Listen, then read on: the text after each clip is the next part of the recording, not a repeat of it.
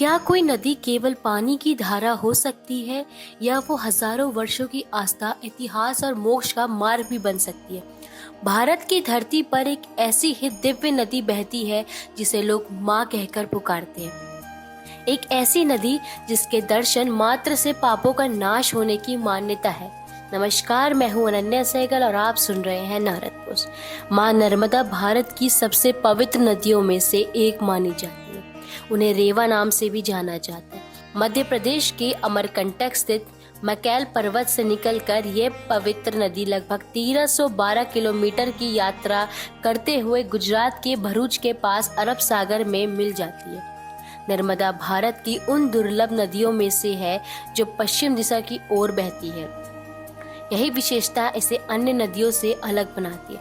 पौराणिक कथाओं के अनुसार भगवान शिव जब गहन तपस्या में लीन थे, तब उनके शरीर से निकली पसीने की बूंदों में मां नर्मदा का जन्म हुआ।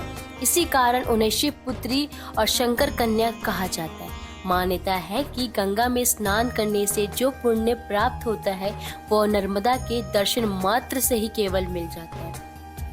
नर्मदा से जुड़ी एक और रोचक कथा प्रचलित है। कहा जाता है कि उनका विवाह सोनभद्र नदी से तय हुआ था, लेकिन एक गलतफहमी के कारण ये संबंध टूट गया। इससे दुखी होकर नर्मदा माँ ने आजीवन अविवाहित रहने का संकल्प लिया और पश्चिम दिशा की ओर बह निकली। इसलिए उन्हें कुंवारी नदी भी कहा जाता है। नर्मदा के तटों पर अनेक प्राचीन मंदिर और तीर्थ स्थल स्थित हैं, जिनमें अमरकंटक, ओंकारेश्वर महेश्वर और भेड़ाघाट प्रमुख है। जबलपुर का धुआंधार जल प्रपात नर्मदा की अद्भुत सुंदरता का प्रतीक माना जाता है। नर्मदा परिक्रमा हिंदू धर्म की सबसे कठिन और पवित्र यात्राओं में से एक मानी जाती है। श्रद्धालु महीनों तक पैदल चलकर नदी के दोनों तटों की परिक्रमा करते हैं।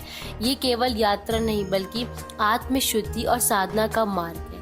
नर्मदा के तटों पर मिलने वाले नमदेश्वर शिवलिंग भी अत्यंत पूजनीय माने जाते हैं और देश भर के मंदिरों में स्थापित किए जाते हैं। मां नर्मदा केवल एक नदी नहीं है, बल्कि भारतीय संस्कृति, आस्था और आध्यात्म की जीवन धारा है।